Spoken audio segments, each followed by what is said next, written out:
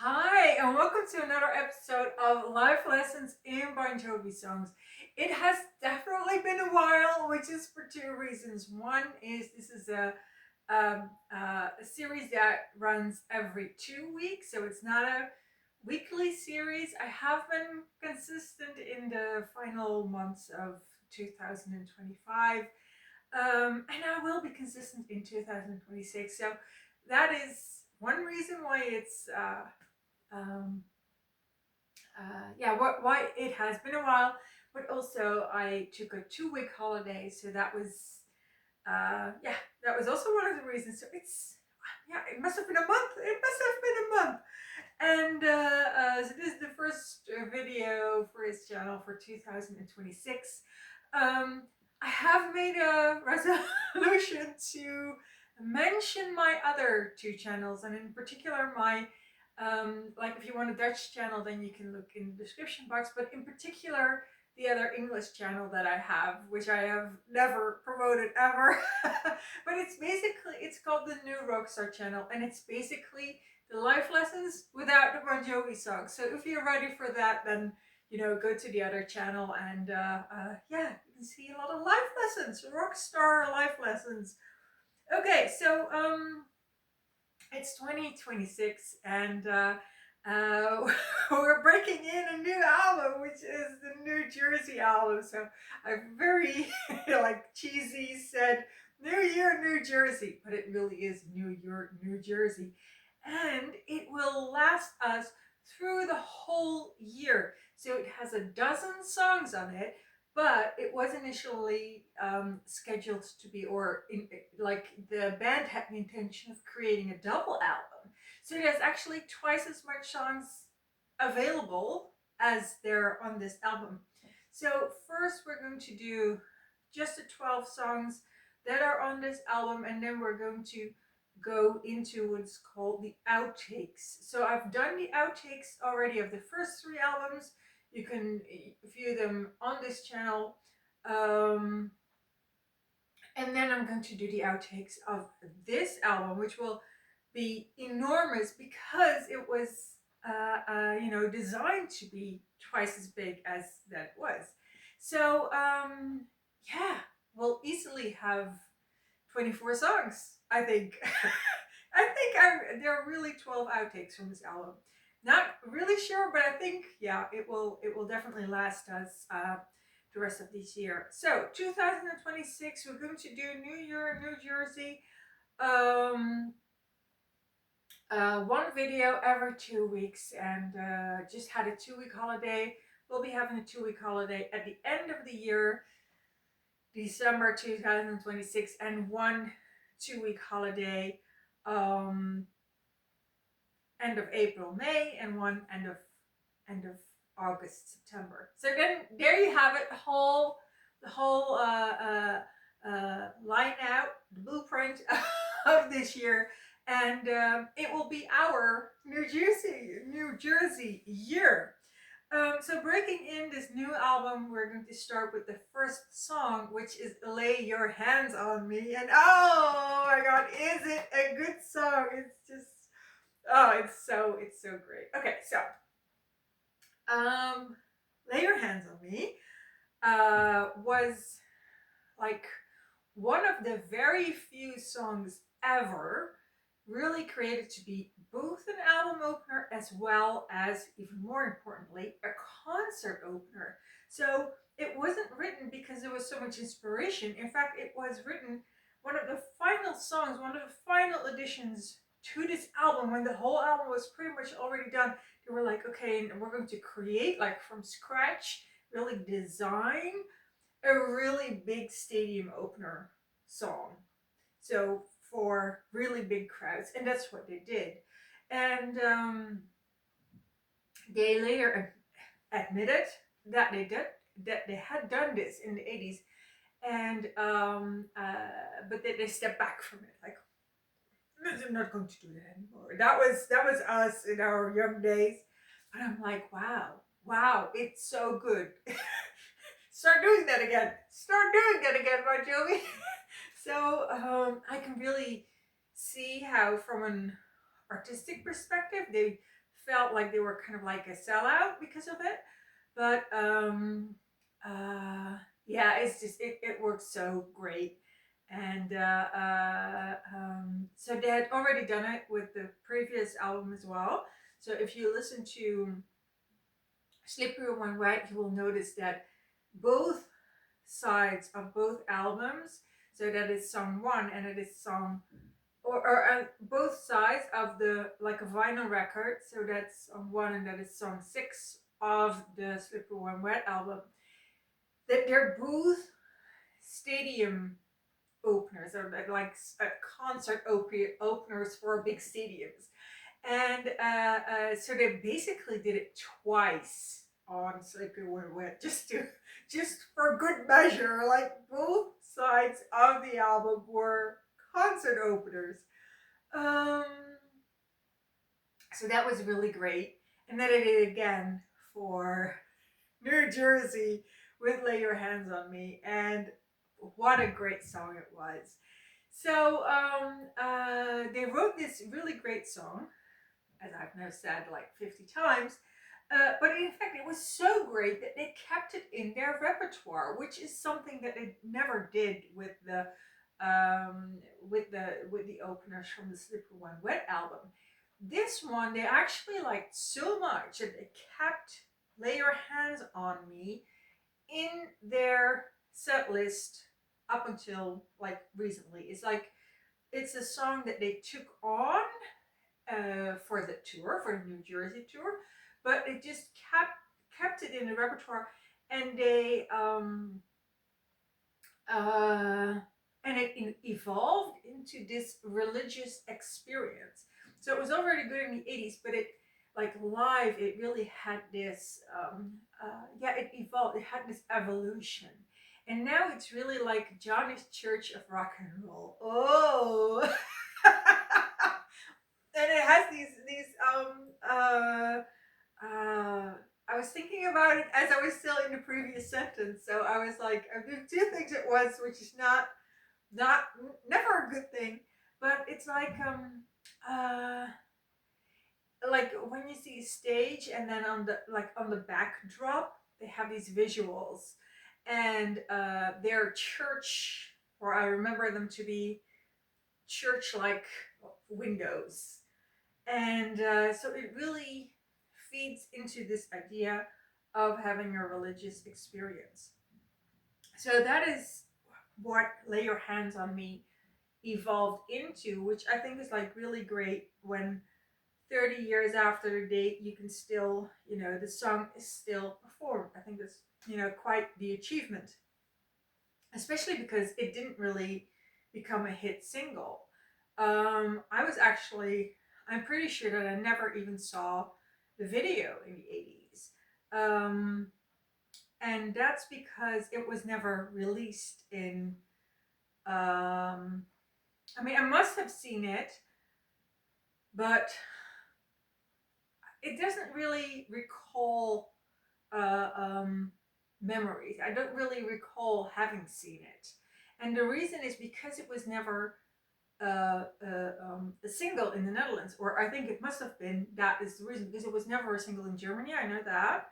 Um, so even though if you go into the like literature or the sources of okay, Bon Jovi history, it says it was so great, and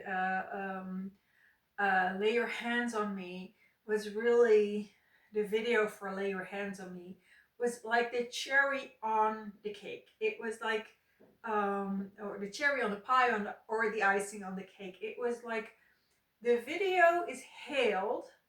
Um, I will give you the link below to the song, and that's also the official video. It was hailed because it was such a strong um, depiction of how great Bon Jovi was with the crowd. So how much chemistry there was between the crowd and the band. And the author of this book, so that is Chuck Klosterman, he also wrote a book in the early 2000s, I think it was. I'm not really sure. I do have a credit to make here to Tony Kuzminski. He has he wrote an article about all Bon Jovi songs ranked, and those are all the songs that are on the official studio albums.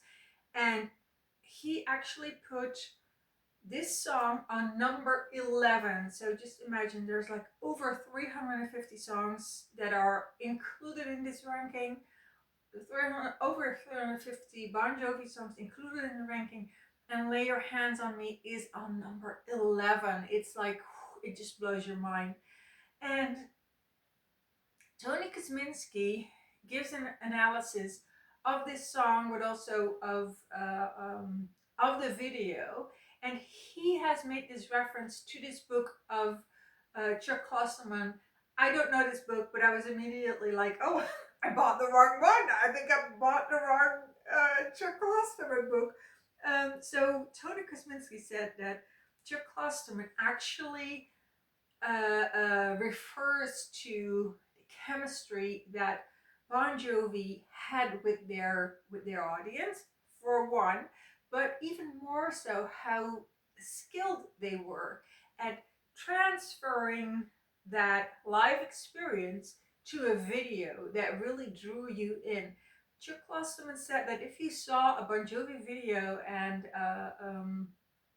this definitely applies to the video for Lay Your Hands on Me, you really wanted to see them live. They were like, you really had the sense that Bon Jovi thought it was an honor to do those concerts and to participate with the audience. So these videos were like, they were like promotion. They were promoting the Bon Jovi concert because the chemistry was so well captivated. So that is really the story of Captivated. That's not the right word. It's not captivated. What is it? Captured. It was captured. The chemistry of the concert was captured in the video, and this is mentioned in a book by Chuck Klosterman. Not this book from Chuck Klosterman, which is obviously the wrong. I got the wrong book. Okay, it's the book. It's called Fargo Rock City. So that is the Klosterman book. I think it must be from around 2000. I'm not sure. Fargo Rock City is the book that that mentions how Bon Jovi got to be Bon Jovi, basically. So that is the story of Lay Your Hands on Me. And I think if I would have to put a life lesson to the song, and I do because this is called Life Lessons in Bon Jovi songs, then I would say that the most interesting fact here is that they created this song for a specific purpose. And in the 90s, they started referring to this process of really kind of like writing with your end game in mind and not from a place of creative inspiration. In the 90s, they started kind of like, stabbing themselves in the back, saying, "Yeah, that was not a really ideal. That was not ideal." And the 90s were, Chuck Klosterman really describes this mentality very well in this book. So maybe it's kind of like, it's a good thing that I had this book and not the same book as Tony Kosminski. But what Chuck Klosterman describes in this book is that the 90s really had this culture of not wanting to be somebody who tried to be successful. Like, being a sellout was like the biggest offense you could get. So there was like a slacker mentality in the 90s. So it was super cool to be really authentic, and to be completely not interested in success of any kind. So I think it was really the culture of the 90s that kind of made Bon Jovi feel very cringe about how they had gone about creating this song. So cringe that they actually, uh, uh, yeah, that they were a little bit ashamed of that they had done that. And which is, fine, of course. I mean, we all are part of the culture. We are all part of a larger society, and sometimes that culture will make us feel ashamed of things. It's just, it's the way of the world. So it's not necessarily that I'm like, oh, they never should they should have backed themselves in the 90s, or nothing like that. But I think that what it really proves is that ultimately, with this song still being performed 30 years after, um, it really proves that although I'm a huge fan of artistic integrity, and I'm a huge fan of authenticity. What it really shows is that if you are, I don't know, blessed by the creative gods, if you're really good at your craft, if you really know what you're doing, and it has the blessing from the universe, that you can actually pull it off to um to really have in mind what you want from a song, and then you just write it, or you create it exactly for the purpose that you have in mind, and it can still be, a masterpiece 30 years after you created it, and it can stand the test of time, even if you created it from uh, um, what could be called a shallow perspective of wanting it to be successful, wanting it to draw people into your concerts, making a big impression, making a big first impression when the concert starts. It all seems shallow in a way, but this song definitely had the blessing. That's the first lesson. Like, you can write from other vantage points than artistic inspiration and still create a masterpiece. That's the first lesson. But the second lesson is that you shouldn't um uh downplay the importance of something being successful, or the importance of something having impact, as we call it now in, in 2026. It's about impact, and it's not a shallow thing to want impact, because if you believe in your message, then you're basically saying that you're creating something so that your message can move further and wider and reach a bigger audience. And what Bon Jovi did with Lay Your Hands on Me was to create a packaging for that message that propel it forward, and it still has it moving 30 years after it was created.